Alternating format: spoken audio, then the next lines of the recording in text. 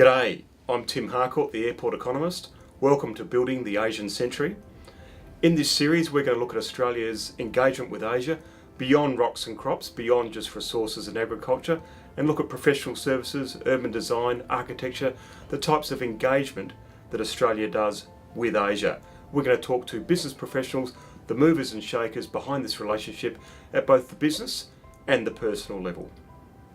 Well, Gravin, it's been an exciting time with the Japanese free trade agreement, the free trade agreement with South Korea, and now we expect China will have a free trade agreement with Australia very soon, probably this year. Yes. How do you think that's going to impact the relationship between China and Australia? The relationship between Australia and China has always been very significant, one in Asia.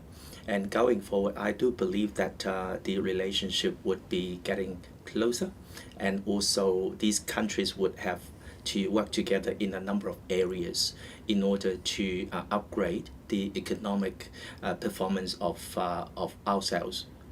From a business perspective, I think Australia need more funds to finance our deficit for this year and next couple of years.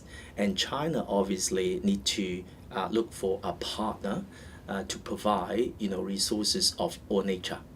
And you've often said, Gravin, in conversations with me, that the relationship started as import-export, Australia sending rocks and crops to China in the resource space, but now it's more about investment and professional services. That so is do you right. think there should be more Australian investment in China?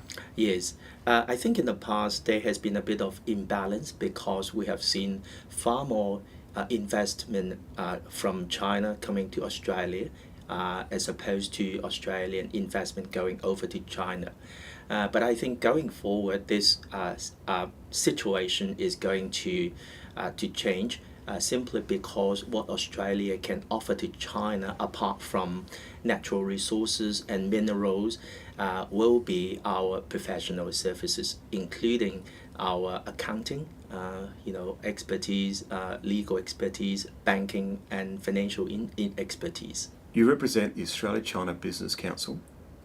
They often say that the relationship between China and Australia can't be just run by Beijing and Canberra. What role do you think the business community has to play in making this relationship work? I do believe that the agreement is going to be a strong driver to take the economic relationship between these two countries to a higher level.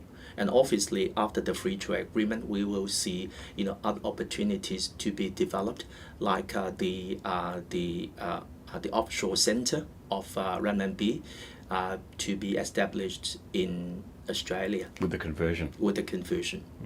You've also played a very important role in Australian-China relationships with the development of Hong Kong.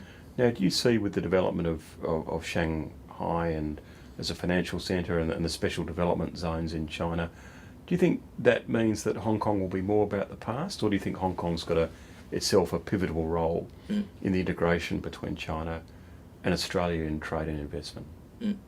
Now, although there is a very strong competition, from various cities in China in terms of the financial and economic leadership in Asia, but I do believe that Hong Kong is still playing a very important role.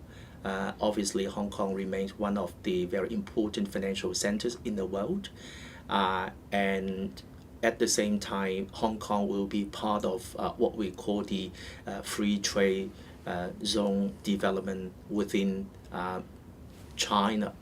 And obviously, we had the first free trade zone to be, which has been established in Shanghai for a couple of months. I think the next step is for Hong Kong to be part of the free trade zone, together with other cities like Guangzhou. So I'm still very positive with the future of Hong Kong. You've talked a lot about young Chinese in Australia and Chinese immigrants to Australia going into investment banking and finance and accounting. Don't we need more young Chinese in poetry, becoming ballet dancers, or being involved in art? What advice would you give to young people setting out in the world today? My advice is, different people have different talent and expertise. It's really up to them to realize their own potential. I mean, I encourage young people to do what they want to do and pursue their own dream, whether it's about economics, like what you're doing, about banking or financial career, or even about music, art. It's their own decision and own choice.